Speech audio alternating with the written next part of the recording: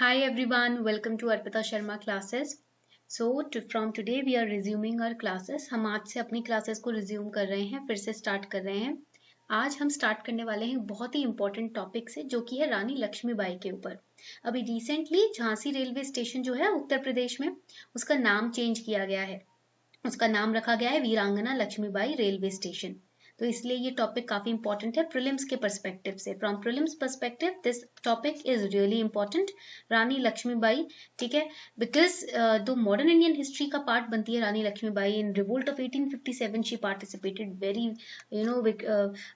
bravely, and also the revolt of 1857 is considered as the one of the most finest revolt or mutiny, जो कि successful नहीं हुआ था. It was not successful, but it was the moment when Britishers realized that Indians can unite together if they have a specific purpose. कोई अगर उनके पास specific purpose हो तो Indians जो है वो एकजुट हो सकते हैं, unite हो सकते हैं और ब्रिटिश जैसी पावर के खिलाफ खड़े हो सकते हैं. That was the shocking moment for Britishers also to see all the Indians getting united and standing against them. Okay, so that is why this article is really important. Now first let us go through the article. So Yogi Adityanath ji, he tweeted on Twitter, Uttar Pradesh का Jhansi railway station अब वीरांगना Lakshmibai railway station के नाम से जाना जाएगा. This was the tweet. So Jhansi railway station has been renamed as Veerangana Lakshmibai railway station and it is in Uttar Pradesh. ठीक है, क्योंकि झांसी का है, झांसी कहाँ है, उत्तर प्रदेश में है. And Rani Lakshmibai, we know she was the rebel leader during the British rule during the revolt of 1857. ठीक है, and she was killed in 1858 in Gwalior during the battle के दौरान ही इनकी मृत्यु हुई थी, वीर गति को प्राप्त हुई थी महारानी Lakshmibai. Now why she is very very honoured and rewarded, because at that time she was the one who united all the women together to stand against the Britishers. इन्होंने कह दिया था, इन्होंने ठान लिया था कि ब्रिटिशर्स, चाहे मैं औरत हूँ बट मुझे दबा नहीं सकते. औरत आदमी कोई भी भारतीय हो, ब्रिटिशर्स उन्हें दबा नहीं सकते. हमारी हक की लड़ाई है, हम लड़ेंगे. हमारी झांसी है, हम इसको अपना करके ही रहेंगे, ब्रिटिशर्स का गुलाम नहीं बनने देंगे. राइट, वीरांगना मतलब जो ब्रेव हार्ट्स होते हैं उनको वीरांगना बोलते हैं. Okay, so now first of all let us understand from GS paper 2 perspective. Paper 2 के पर्सपेक्टिव से समझते हैं कि प्रोसीजर क्या है. रेलवे स्टेशन का नाम जब चेंज होता है ना, तो उसका प्रोसीजर क्या होता है. Not just GS paper 2, for interview also they can ask you this question. Please study this very carefully. Interview के पर्सपेक्टिव से भी आपसे पूछा जा सकता है कि किसी रेलवे स्टेशन का नाम चेंज ये हो ही रहा है, हमारे कंट्री में रेलवे स्टेशन का नाम चेंज होता रहता है, उसका प्रोसीजर क्या होता है. देखो, Uttar Pradesh government had earlier sent a proposal about renaming the station. तो first step is sending a proposal. सबसे पहले क्या होता है, आप एक proposal भेजते हो. जैसे for example your mother and father, if you want to pursue commerce as your career, first of all you will give them a proposal कि देखो this is my proposal, I want to pursue commerce 11th and 12th standard, right. तो पहला step आपका proposal का होता है, you propose that I want to pursue commerce, right. So here also state government sent a proposal to the Union Home Ministry. किसको भेजा गया, Union Home Ministry को proposal भेजा गया. Step 1. Second step, ministry consents to a name change of any station or place after obtaining a no objections from Union Ministry of Railways, Survey of India and Department of Post. So second step will be consent will be given by obtaining NOC, no objection certificate. तो यहाँ पर ministry, union home ministry अपनी permission देती है कि ठीक है भैया नेम चेंज हो जाएगा, बट पहले हम नो ऑब्जेक्शन जो डॉक्यूमेंट है वो ऑब्टेन करेंगे रेलवे से, सर्वे ऑफ इंडिया से और डिपार्टमेंट ऑफ पोस्ट से. ऐसा नहीं हो ना कि एक ही जगह के दो नाम, दो तीन जगह का सेम नाम रख दिया गया है. ऐसा नहीं हो, नेम रिपीट ना हो या कोई ऑब्जेक्शन किसी कास्ट, क्रीड, कम्युनिटी को ना हो. ये सब देखने के लिए नो ऑब्जेक्शन सर्टिफिकेट ऑब्टेन करना पड़ता है department of post, survey of India और मिनिस्ट्री ऑफ रेलवे से. Okay, third is consent and NOC. Second, then these organizations confirm, these Union Ministry of Railways, Survey of India, Department of Post, ये confirm करेंगी yes there is no town or village in their records with a name that is similar to the proposed name. वो बताएंगे कि yes हमारे area में, town में, village में ऐसा कोई नाम नहीं है जो नाम आप रख रहे हैं उससे सिमिलर या मिलता जुलता हो. ठीक है, तो थर्ड यहाँ पर क्या हो जाएगा, confirmation from the departments. Okay, and once then the name change is approved. और एक बार अप्रूवल हो गया, then an executive order is passed. Okay, and then the name is changed accordingly. तो फोर्थ स्टेप होगा अप्रूवल। फोर्थ स्टेप में क्या होगा, approval and executive order. Alright, यहाँ तक पॉइंट क्लियर हो गया। तो ये होता है procedure. First you propose the name, then you obtain the consent from the departments and NOC, then the departments confirm and then they approve and they will give you an executive order. All right, this is the procedure. ये point याद रखना है आपको। Before we move forward is a small announcement for all of you. आपके लिए छोटी सी announcements है।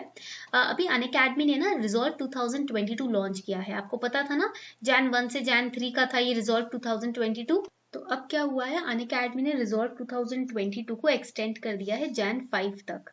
So now if you take any subscription on Unacademy Plus, what will happen? You will get directly 22% discount on using my code Arpita10। यानी कि अब आपको Arpita 10 use करने पर अनअकैडमी प्लस से मिलेगा 22% का डिस्काउंट। जो कोर्सेज आपके 61,000 के थे, 86,000 के थे, वो आपको 67,000, 48,000 पे मिल रहे हैं। If you are interested in a 1-year subscription, you will be getting the same course of 61,000 in just 48,120 rupees, 22% discount के बाद।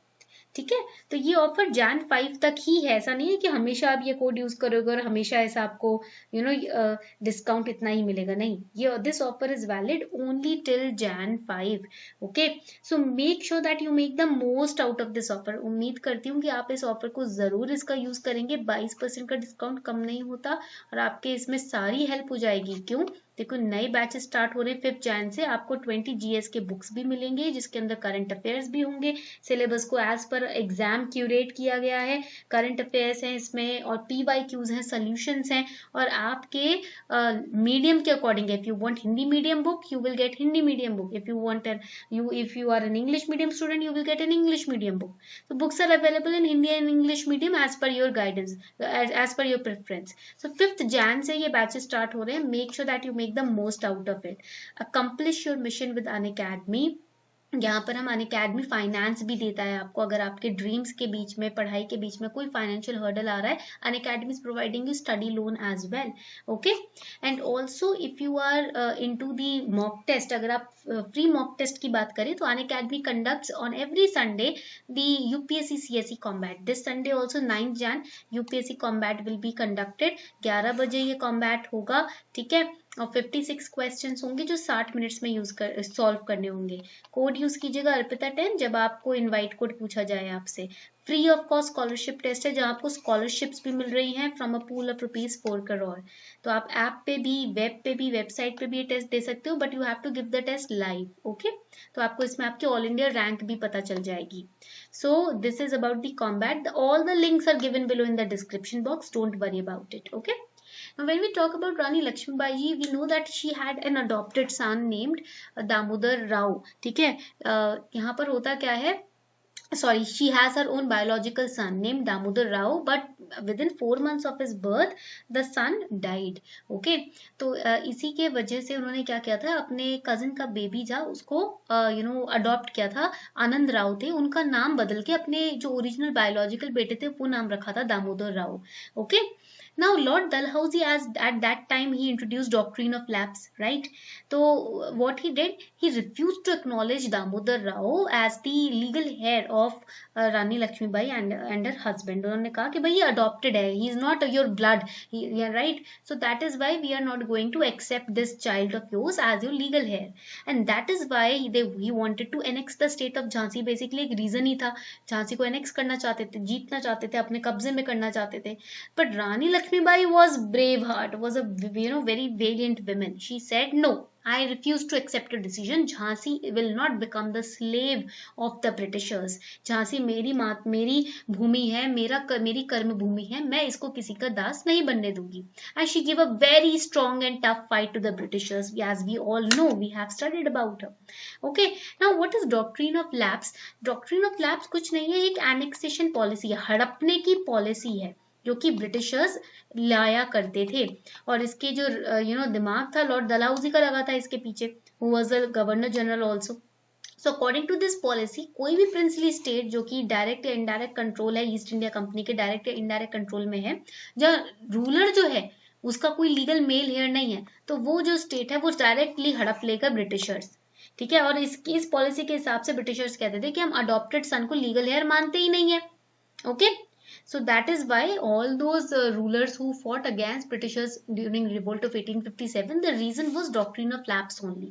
All right, तो ये था आपका आज की लेक्चर रानी लक्ष्मीबाई के ऊपर। आई होप आपको ये लेक्चर अच्छे से समझ आया हो। इसको और डिटेल में हम किसी दिन पढ़ेंगे, ठीक है, आपके मॉडर्न इंडियन हिस्ट्री ऑप्शनल के परस्पेक्टिव से। For till now we for now we are going to wrap up the session. Thank you everyone for participating in the class.